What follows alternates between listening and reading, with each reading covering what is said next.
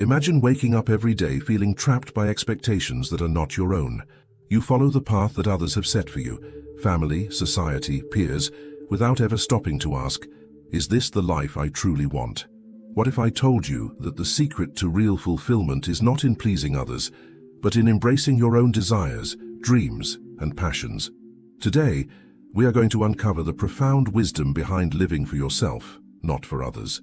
By the end of this journey, you will discover the most powerful realization of all, one that can transform the way you see your life forever.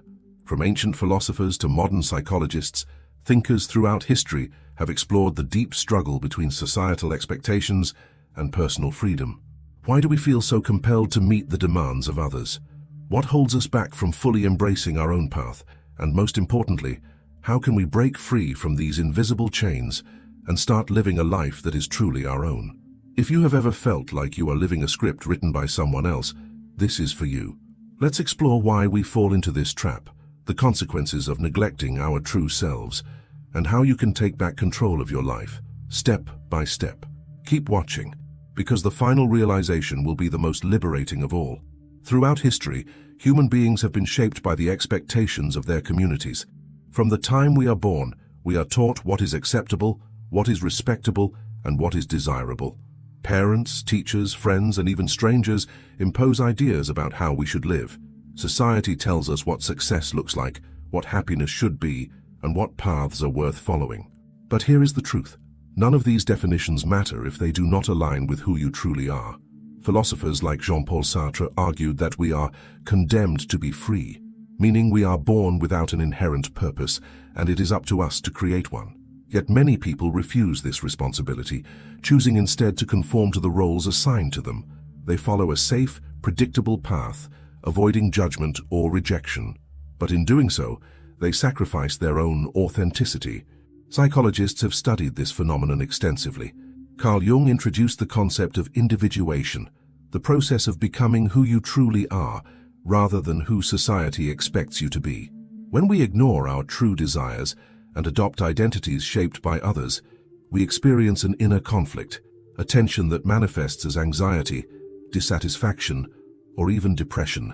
Living for others may bring temporary approval, but it often leads to long-term emptiness. Think about it.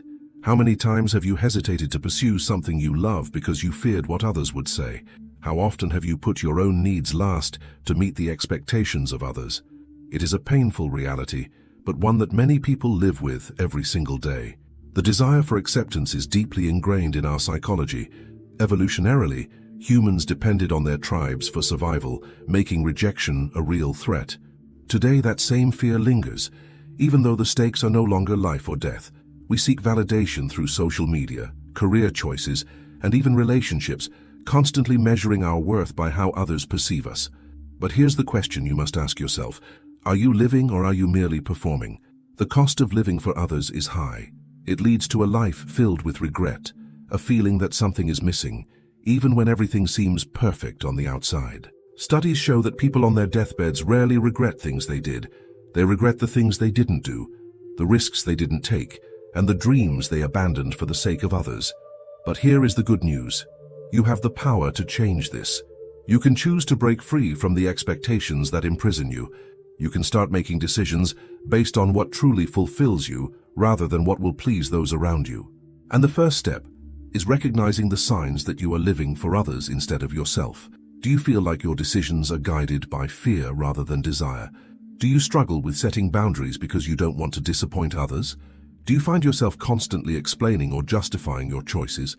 These are all indicators that you may not be fully living for yourself. But imagine a different reality, one where you make choices based on your own happiness and not the approval of others. Imagine waking up every morning excited about your path, free from the weight of expectations that do not belong to you. This is not just a fantasy, it is entirely possible.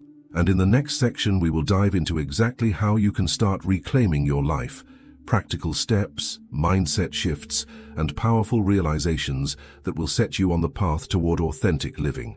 The most profound truth is yet to come, and it will change everything. Breaking free from the expectations of others is not easy. It requires courage, self-awareness, and a willingness to face discomfort. But here is the truth. Every great transformation begins with a moment of clarity, a realization that you are not truly living the life you want. That moment is now. So, how do you start reclaiming your life?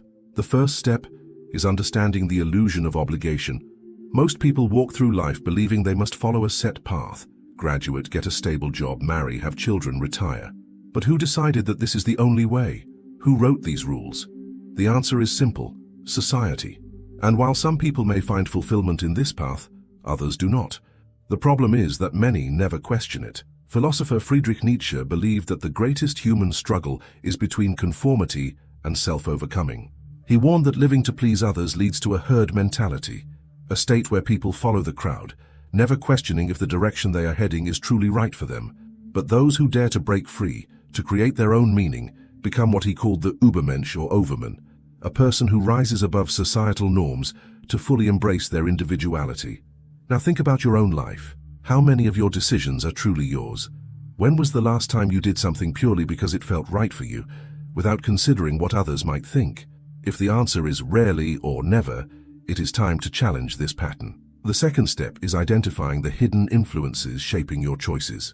From childhood, we are conditioned to seek approval. We learn that good behavior earns praise, while rebellion brings punishment. This conditioning stays with us into adulthood. When we choose careers, relationships, and lifestyles, we often do so with an invisible audience in mind: parents, friends, colleagues, or even strangers on the internet. But living for approval is like chasing a mirage. No matter how much you do, it is never enough. Psychologist Abraham Maslow introduced the concept of self-actualization, the highest level of human fulfillment, where a person fully expresses their true self. However, he also identified a critical barrier: the need for belonging. Many people get stuck at this level, afraid to take the leap towards self-actualization because it means risking rejection. But here is something powerful to remember. The price of true fulfillment is the willingness to stand alone when necessary. The third step is redefining success on your own terms. What does a successful life look like to you? Forget what you have been told. Forget the societal checklist. Take a moment to reflect. If no one else's opinion mattered, what would you truly want? Maybe success means traveling the world, pursuing a creative passion, or simply living a peaceful, stress-free life. There is no universal definition of success. There is only what aligns with your soul. Consider the story of Henry David Thoreau, a writer and philosopher who left behind the expectations of society to live in solitude at Walden Pond. He rejected materialism and the pressure to conform, choosing instead a life of simplicity and self-discovery. His famous words, "Go confidently in the direction of your dreams. Live the life you have imagined," continue to inspire those seeking a path of authenticity. But let's be honest, choosing yourself is not always easy. People will question you, some will criticize you, others may even distance themselves from you. And that brings us to a hard truth. Not everyone will support your journey, and that is okay. The fourth step is learning to be at peace with disappointing others. The need to please is deeply ingrained in human psychology. We avoid conflict. We want to be liked. But at what cost? Each time you say yes to something that does not align with you, you are saying no to yourself. Over time, these small compromises add up, leading to a life that feels unfulfilling and inauthentic. Marcus Aurelius, the Roman emperor and Stoic philosopher, offered a powerful perspective. It never ceases to amaze me. We all love ourselves more than other people, but care more about their opinions than our own. This is a paradox. Why do we allow the judgment of others to dictate our lives when we are the ones who have to live with the consequences? The truth is, the opinions of others are fleeting. People who criticize today will forget tomorrow. But your life, your happiness, that stays with you. So ask yourself, are you willing to sacrifice your peace just to avoid disappointing others? Or are you ready to take ownership of your life? Once you start prioritizing yourself, something incredible happens. You begin to attract people and opportunities that align with your true self. The relationships that were built on expectations may fade, but the ones that remain will be stronger, more genuine. Living for yourself does not mean being selfish. It means being honest about what truly fulfills you. And when you live in alignment with your truth, you inspire others to do the same. But we are just getting started. In the next part, we will go even deeper, uncovering the psychological barriers that keep people trapped in the cycle of external validation, and most importantly, how to break free for good. The most powerful realization is yet to come, and when you hear it, everything will change. One of the greatest challenges in living for yourself is breaking free from the invisible chains of external validation. Even when we recognize that we are living to please others, something inside us resists change. That something is fear, the fear of judgment, rejection, and failure. But here's the truth: fear is not a stop sign, it is a test, and those who push through it discover a level of freedom that most people never experience. Why do we crave validation so deeply? The answer lies in our biology. Human beings are wired for social connection. In ancient times, being accepted by the tribe was a matter of survival. Rejection meant isolation, and isolation often meant death. While society has evolved, this primal fear remains. Today, rejection does not threaten our survival, but our brains still interpret it as danger. This is why criticism, disapproval, or even the slightest hint of social exclusion can feel overwhelming. Psychologists refer to this as the social comparison theory, a concept introduced by Leon Festinger. He argued that people evaluate their own worth by comparing themselves to others. This is why we constantly seek reassurance through likes, comments, promotions, or compliments. But the problem with external validation is that it is never enough. The more you seek it, the more you need it, creating an endless cycle of dependence. Now imagine a different way of living. Imagine no longer seeking approval from people who do not truly understand your dreams. Imagine making choices without the weight of expectations holding you back. This is not just a dream, it is a mindset shift, and the key to achieving it lies in one simple principle: detach your self-worth from external opinions. The first step to doing this is redefining failure. Many people avoid living authentically because they fear making mistakes. They worry about what others will say if they take an unconventional path and it does not work out. But here's a powerful truth: failure is not the opposite of success. It is part of it. Every great thinker, innovator, and leader has faced rejection, criticism, and doubt. What separates them from the rest of the world is that they did not let it define them. Take the story of Vincent van Gogh. He created over 2,000 pieces of art, yet in his lifetime he sold only a few. Society dismissed him. People called him unstable, a failure. But today, he is considered one of the greatest artists of all time. His work was never about approval. It was about expression. He lived for his art, not for others. And that is why his legacy endures. The second step is embracing solitude. Many people fear being alone because they equate it with loneliness. But solitude is not loneliness, it is self-connection. The most authentic people in history, philosophers, artists, scientists, spent significant time in solitude, reflecting, creating, and understanding themselves. Friedrich Nietzsche once said, "He who cannot be alone will never be free." Why? Because when you are constantly surrounded by the voices of others, you never hear your own. When was the last time you sat in silence and truly listened to yourself? If you want to start living for yourself, you must be willing to step away from the noise and reconnect with your inner voice. The third step is learning to disappoint people. This is perhaps the hardest lesson of all. If you choose to live authentically, people will not always understand. Some will criticize, some will distance themselves. And that is okay. Think of it this way: every time you say yes to something that does not align with you, you are saying no to your own happiness. You cannot make everyone happy without making yourself miserable. And the harsh reality is, no matter how much you try to please others, someone will always have an opinion. So why not live in a way that fulfills you?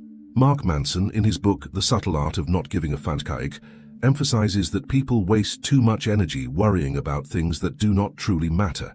He argues that true happiness comes from choosing what is worth caring about. And when you start prioritizing your own values, the opinions of others lose their power over you. Now, let's make this practical. How do you start living for yourself today? First, identify one area of your life where you are making decisions based on external expectations rather than your true desires. Is it your career, your relationships, your lifestyle? Acknowledge it. Awareness is the first step to change. Second, start setting boundaries.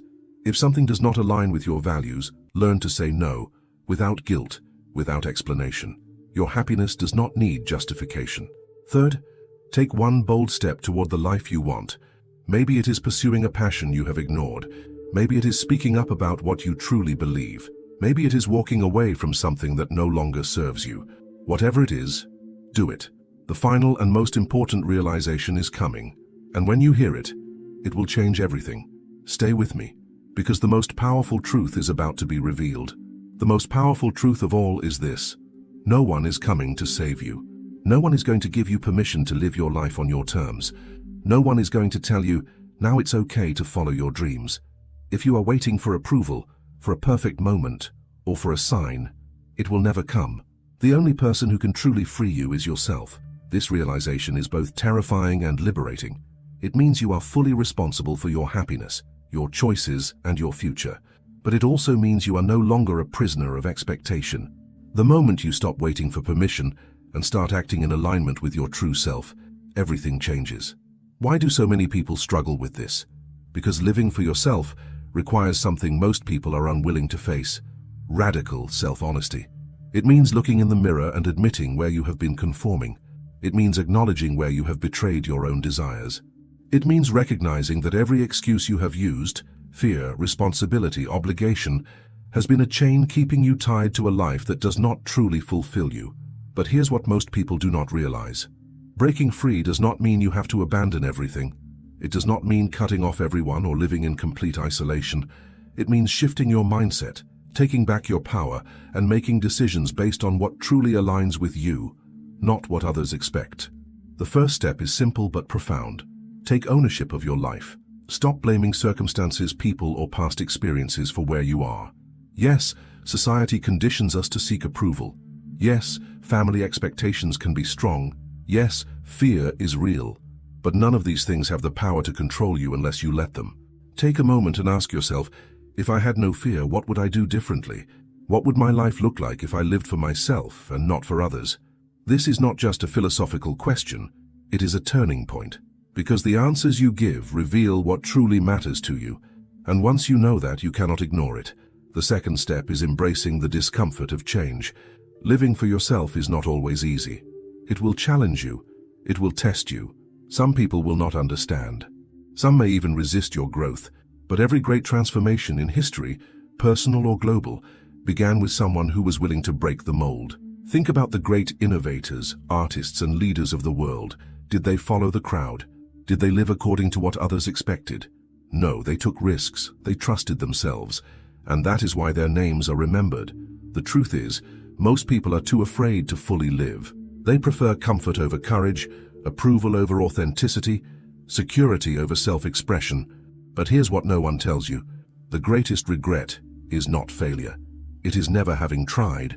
There is a reason why the most common regret of the dying is this: I wish I had lived a life true to myself, not the life others expected of me.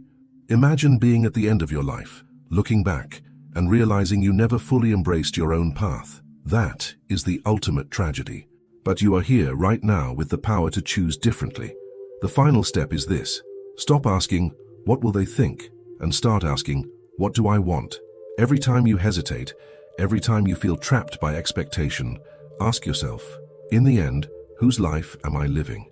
Theirs or mine? Because here is the ultimate truth. No one else will live with the consequences of your choices except you. Not society, not your family, not your friends, just you. So what will you do with that truth? Will you keep waiting, keep seeking approval, keep living a life that is not your own? Or will you decide, right now, that your life belongs to you? This is your moment, your turning point, and the choice is yours. Thanks for looking.